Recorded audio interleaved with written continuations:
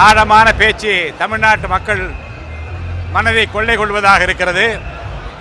எதிர்வரும் சட்டமன்ற தேர்தலில் ஒரு மகத்தான வெற்றியை பெறப்போகிற ஒரு தலைவருடைய உரையை கேட்டு இன்றைக்கு தமிழகமே மகிழ்ச்சி அடைந்திருக்கிறது.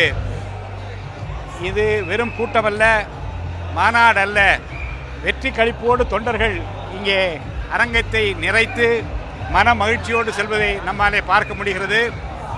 இறுதி வெற்றி தமிழகத்தின் முதலமைச்சராக நம்முடைய தளபதி விஜய் அவர்களை பார்ப்பது வரைக்கும் தொண்டர்கள் ஓயாது உழைக்கப் போகிற தன்மைகளை இந்த தமிழ்நாடு பார்க்க போகிறது.